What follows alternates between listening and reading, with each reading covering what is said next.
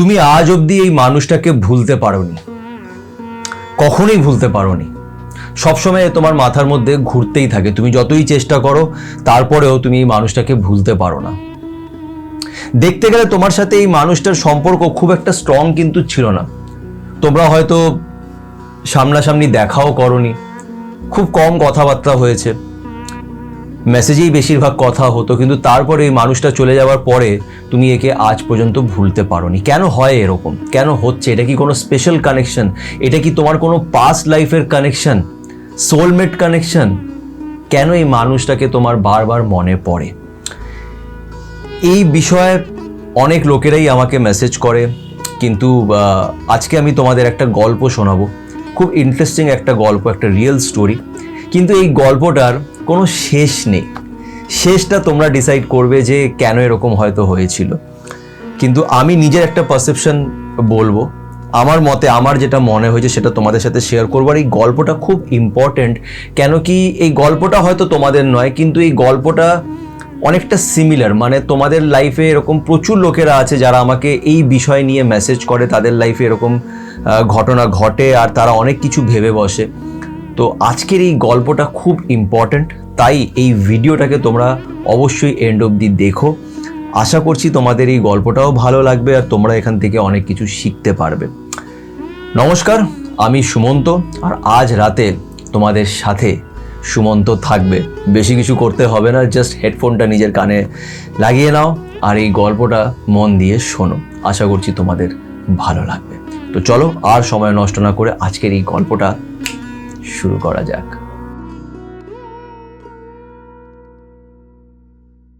তেরে বিনা জিয়া যায় না,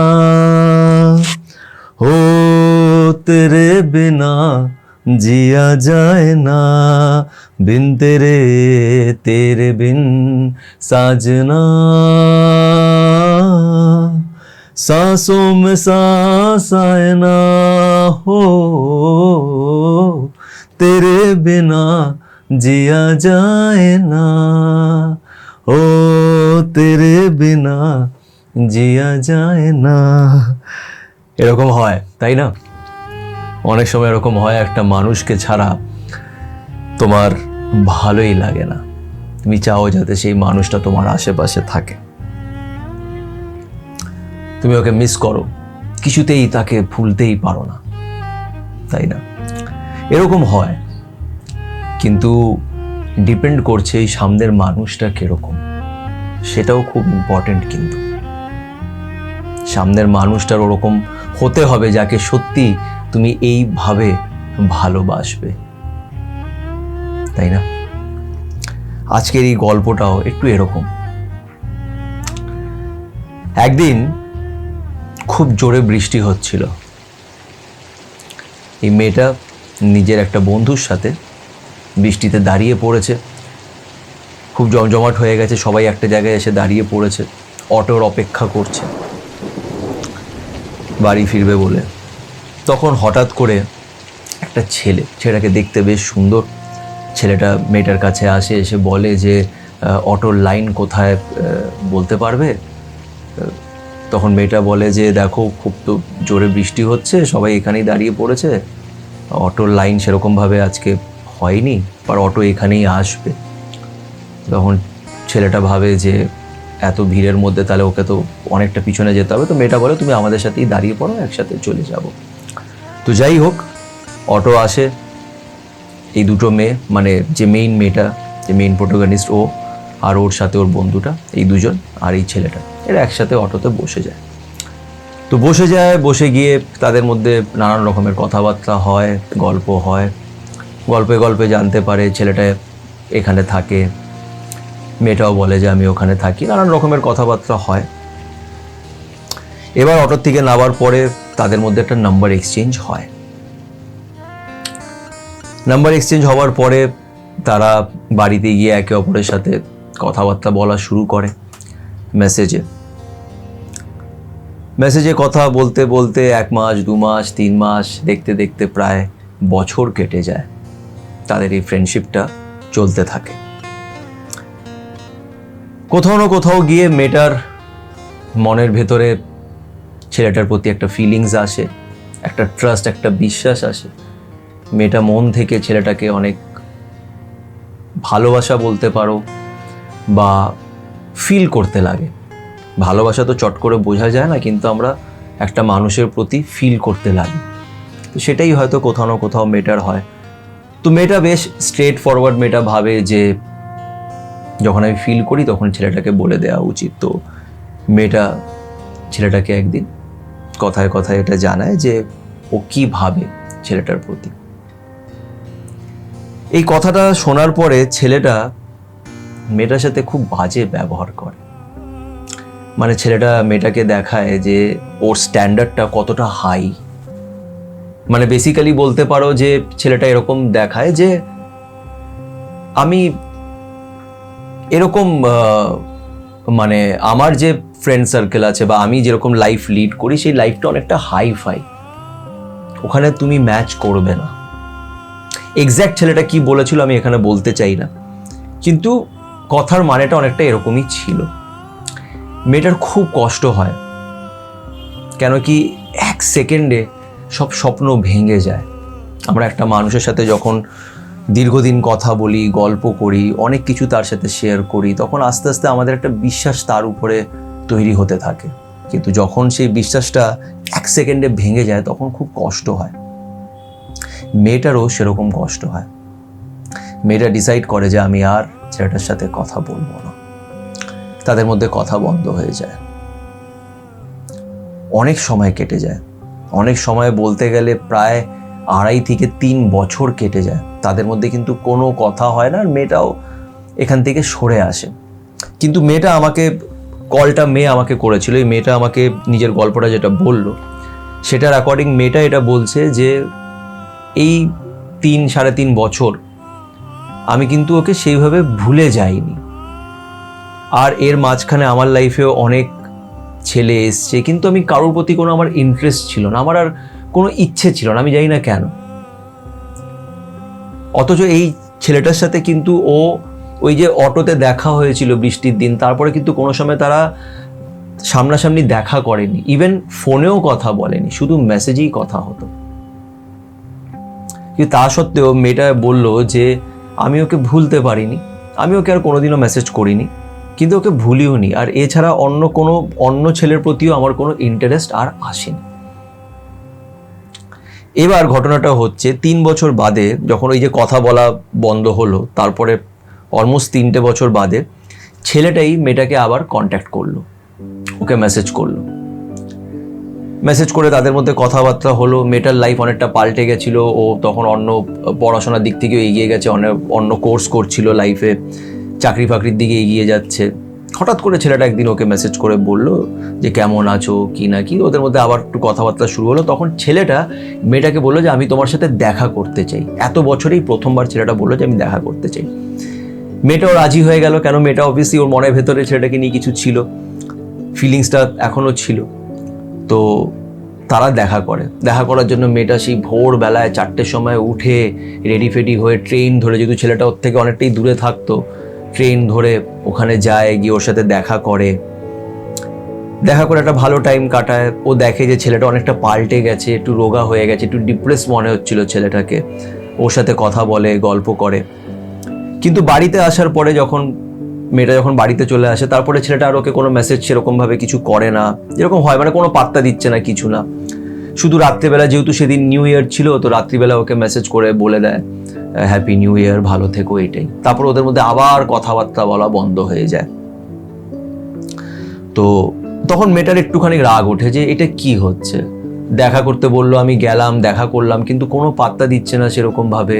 এত বছর পর ও আমাকে নিজের থেকে মেসেজ করেছে, আমি গেলাম, খুশি খুশি গেলাম, কিন্তু কোনো পাত্তা দিল না। আর খারাপ লাগে, তখন সত্যি খারাপ লাগে। যাদের সাথে এটা হয় তারাই বোঝে, অবভিয়াসলি খারাপ লাগে। তো মেয়েটারও খারাপ লেগেছে। তারপরে তাদের মধ্যে আর কোনো কথা হয়নি। এই দেখার পরে আবার তারপরের দিন থেকে তাদের মধ্যে কথা বলা বন্ধ। 5-6 মাস কেটে গেছে। তারপরে মেয়েটা নিজেই সাহস করে ছেলেটাকে মেসেজ করেছে, মেসেজ করে ওকে বলেছে যে তুমি কি চাও, তুমি আমাকে ক্লিয়ারলি বলে দাও, কেন কি তুমি এরকমভাবে আমাকে ইচ্ছে হলে কথা বলো, নাহলে বলো না, হঠাৎ করে তুমি আমার লাইফ থেকে চলে যাও, এগুলো কি হচ্ছে, এরকম করে। তখন ছেলেটা কি করে, ওকে ব্লক করে দেয় মেয়েটাকে। মেয়েটাকে ব্লক করে দেয়। এবার মেয়েটার রেগে মেগে কি করে, মায়ের ফোন থেকে ওকে ফোন করে। এর আগে যেহেতু ওদের মধ্যে কখনোই ফোনে সেরকম কথা হয়নি, তো ছেলেটা প্রথমে চিনতে পারে না, আর নাম্বারটাও আননোন নাম্বার থাকে। তো বলে যে আমি এরকম বলছি, তুমি আমাকে ব্লক করে দিলে, এরকমভাবে মেয়েটা ওকে জিজ্ঞেস করে। তখন ছেলেটা ওকে রেগে মেগে বলে যে, মানে খুব বাজে ব্যবহার করে, কি বলে সেটা আমি বলতে চাই না, কিন্তু খুব বাজে ব্যবহার করে। মানে দেখায় যে তুমি আমার জন্য কেউ না, ইট ডাজেন্ট ম্যাটার যে আমি কাকে ব্লক করব কাকে ব্লক করব না। খুব রুডলি বিহেভ করে, আর করার পরে তাদের মধ্যে সম্পর্কটা শেষ হয়ে যায়। এবার মেয়েটা এটা আমাকে বলছে, এবার আমি আসল পয়েন্টে আসি। মেয়েটা আমাকে এটা বলছে যে দাদা আমি ওকে ভুলতে পারিনি, এত বছর কেটে গেল, দেখতে গেলে এখন 4-5 বছর হয়ে গেছে, কিন্তু তাও ছেলেটা আমার মাথার মধ্যে রয়ে গেছে। আমি ক্যারিয়ারে ফোকাস করতে পারি না, আমি অন্য ছেলেদের দিকেও যেতে পারি না, বাড়ির থেকে আমাকে প্রেশার দিচ্ছে বিয়ে করার জন্যে বা অন্য ছেলে দেখার জন্য, কিন্তু আমি সেটাও দেখছি না, কেন কোথাও না কোথাও মনের ভিতরে রয়ে গেছে।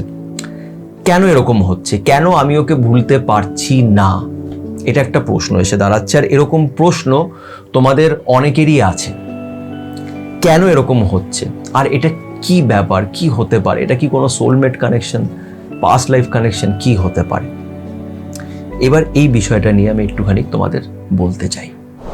দেখো, লাইফে সোলমেট কানেকশন হয়, টুইন ফ্লেম কানেকশন হয়, পাস্ট লাইফ কানেকশন হয়, কার্মিক কানেকশনস হয়, এগুলো হয়। আমি এটাতে বিশ্বাস করি, তোমরা কতটা বিশ্বাস করো সেটা আমি জানি না, কিন্তু তোমরা যদি বিশ্বাস করো যে উপরে একজন বসে আছেন যে সব কিছু দেখছেন, তোমাদের যদি মনে হয় যে সে আছে, তাহলে এই কানেকশনসগুলো আছে, এগুলো হয়। কিন্তু তোমার কানেকশনটা কোনো পাস্ট লাইফ কানেকশন কি সোলমেট কানেকশন কি কার্মিক কানেকশন কি টুইন ফ্লেম কানেকশন, এটা জেনে তুমি কি করবে? হবে সেটাই যেটা তোমার লেখা আছে এই বিষয়। ভালোবাসা, কে তোমার লাইফ পার্টনার হবে, এটা লেখা থাকে, এটা লেখা থাকে। তাই এইটা নিয়ে ভেবে কোনো লাভ নেই। অনেক সময় কি হয় বলতো, এইগুলো ভেবে না আমরা নিজের জন্যে গাড্ডা খুঁড়ে নিই। আজকে এই মেয়েটা যখন আমাকে ফোন করেছে, ওর কথাবার্তা শুনে আমি বুঝে গেছি যে ও ভাবছে যে এটা কোনো কানেকশন হতে পারে, 100% হতে পারে। তোমার পাস্ট লাইফ কানেকশন হতেই পারে, তুমি এই মানুষের সাথে আগেও দেখা করেছো। কার্মিক কানেকশনও হতে পারে, যে এই মানুষটা তোমাকে শাস্তি দিতে এসছে, হয়তো গত জন্মে তুমি এর সাথে এরকম করেছিলে। অনেক কিছুই হতে পারে যার জন্য তুমি হয়তো কষ্টটা পাচ্ছ, কিন্তু এটা দেখা তোমার কাজ নয় যে এটা কোন কানেকশন। এটা ওই উপরে যিনি বসে আছেন তার কাজ, সে এটা করেছে, সে এটা দেখবে। তোমার কাজ কি? তোমার কাজ হচ্ছে নিজের কর্মটাকে দেখা, নিজের কর্মটা করে যাও। ব্যাপারটা হচ্ছে, এই কথাটা খুব মন দিয়ে তোমরা শুনবে, যে কোনোই কানেকশন হোক না কেন, সে পাস্ট লাইফ হোক, সোলমেট হোক, যেই হোক না কেন, নিজের সেলফ রেসপেক্টটা কখনোই বেচে দেবে না। আজকে এই মেয়েটা সেই ছেলেটার প্রতি ফিল করতো, তারা 1 বছর কথা বলেছে, তারপরে সেই মেয়েটা তাকে নিজের ভালোবাসাটাই তো এক্সপ্রেস করেছে। আজকে তুমি একজনকে ভালোবাসো, এটা হতেই পারে যে সেই মানুষটা তোমাকে ভালোবাসে না, একদম আমি মেনে নিচ্ছি, কিন্তু ভালোবাসাকে সম্মানটা দেওয়া উচিত।